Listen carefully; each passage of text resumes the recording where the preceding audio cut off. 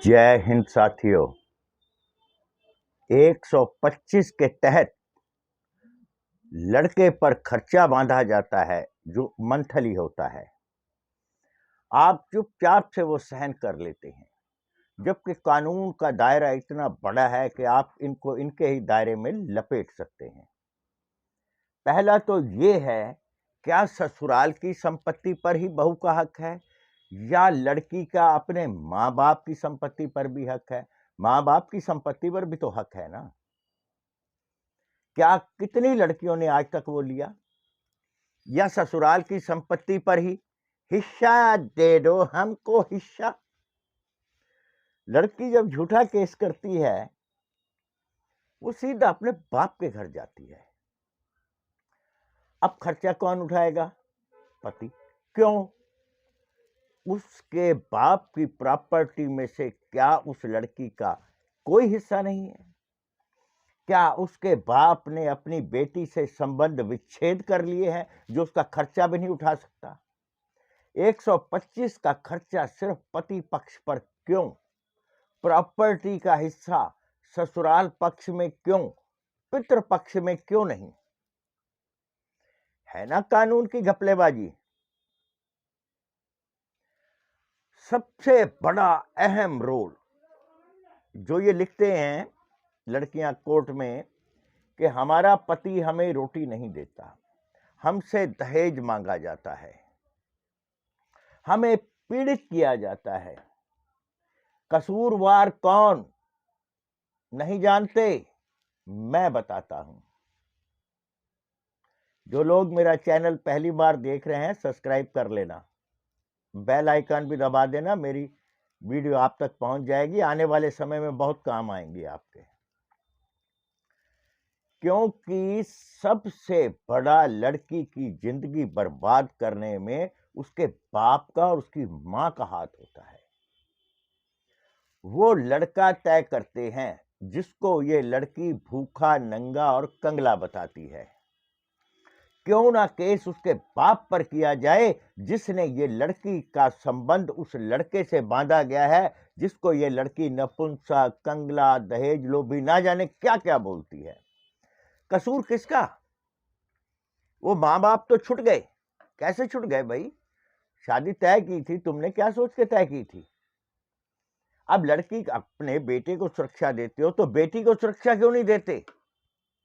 बेटी घर में रखने से क्या तकलीफ हो रही है तुम्हें? अब दामाद से खर्चा चाहिए। कौन से कानून में आ रहे हो आप? बेटी से संबंध विच्छेद कर दीजिए, अपने घर में रखना छोड़ दीजिए, 125 ले ले। भूल जाएगी 125 लेना जब बाप भी घर से बाहर निकाल देगा या बाप उसको हिस्सा दे। ये बात भी आप अदालत में रख सकते हैं। शादी तुमसे की, झूठे केस डालकर अपने बाप के घर में रह रही है और खर्चा पति पक्ष से। सबसे बड़ा दोषी लड़की की शादी में उसके मां और बाप होते हैं। मुकदमा लड़के वालों पर नहीं, लड़की वालों पर चलना चाहिए। ऊपर से एक तुर्रा। हमें यह नहीं आज तक पता कि 497 श्राप है या वरदान है। 10% लड़कियां जो सच में पीड़ित हैं उनकी पीड़ा भी कोई नहीं सुन रहा। 497 में लड़कियां अय्याशी कर रही हैं, ओयो में पाई जाती हैं, पकड़े जाने के बाद भी पति पर खर्चा, पति की दोषी।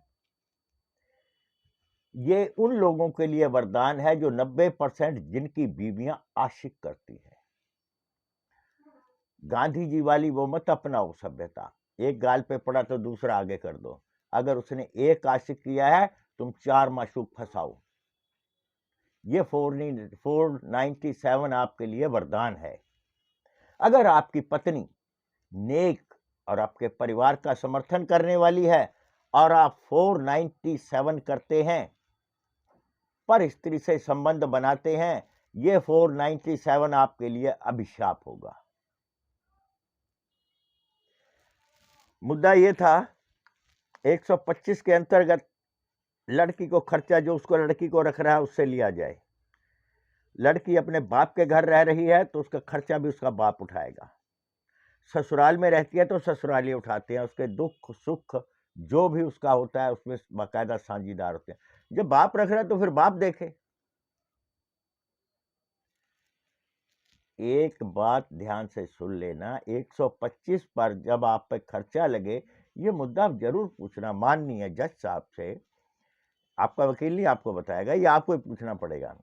जज साहब, इस लड़की का अपनी पैतृक संपत्ति में जब सरकार ने अधिकार दिया है तो मेरे गले में अंगूठा क्यों? मेरे घर तो 6 महीने साल से रह रही है, अपने बाप के घर तो सालों से रह रही है, शिक्षा भी वहीं से ली है। तो मैं सबसे बड़ा गुनाह उस माँ बाप का मानता हूं जो अपनी बेटी को ऐसे घर में देते हैं, उसकी शादी करते हैं और उसके बाद वो लड़की लांछन लगाती है, खाना नहीं मिला, दहेज लोभी थे।